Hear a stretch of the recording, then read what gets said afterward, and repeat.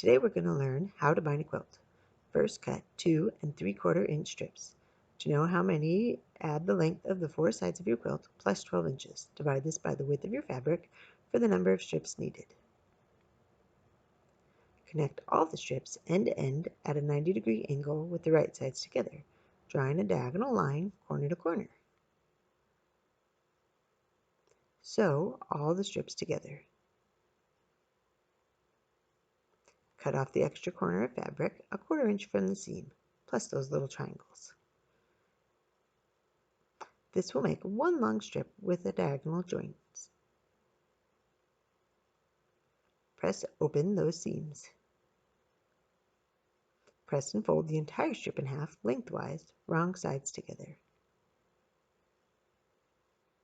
Now you're ready to add the binding to the quilt.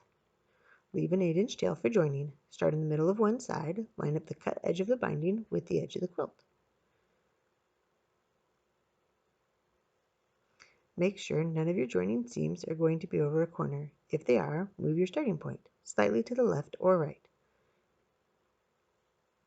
Mark your machine. I'm sewing a 3/8 inch binding, which is the outside edge of my walking foot. From your starting pin, sew toward the corner, stopping 3/8 inch from the end.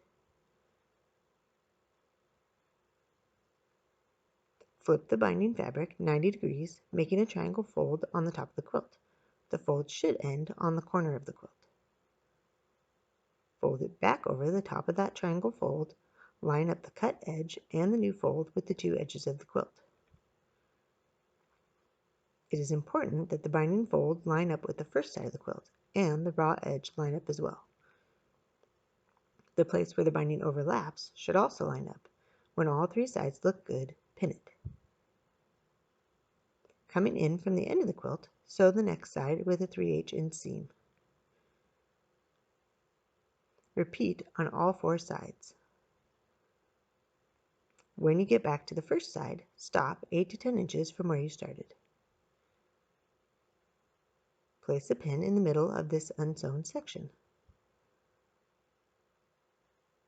Lay the binding down, taunt, from the sewn part over the pin and mark 1 3/8 inch past the pin. Repeat from the other direction, 1 3/8 past the pin, creating a 2 3/4 inch overlap. Open the 2 cut ends and line up the cut ends exactly right sides together, turning 190 degrees as we did at the beginning. Mark corner to corner and sew. Trim off the excess triangle of fabric. You may want to test before cutting. Finger press the seam open and fold it back in half. It should lay flat against the quilt and look just like the other sides. Sew the remaining 8 to 10 inches of binding to the quilt. And you're ready to flip that binding to the back side. Fold it over the edge of the quilt and just past the seam line. Secure it with a pin or a clip. Note, every corner should miter the same way, left on top of right, both on the front and the back. Because we've sewn from the edge, the bottom is secure and the miter won't come undone.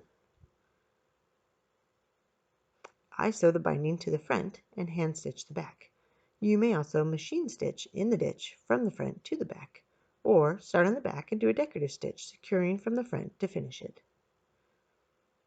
Thank you for sewing with Counted Quilts. Patterns are available at www.countedquilts.com.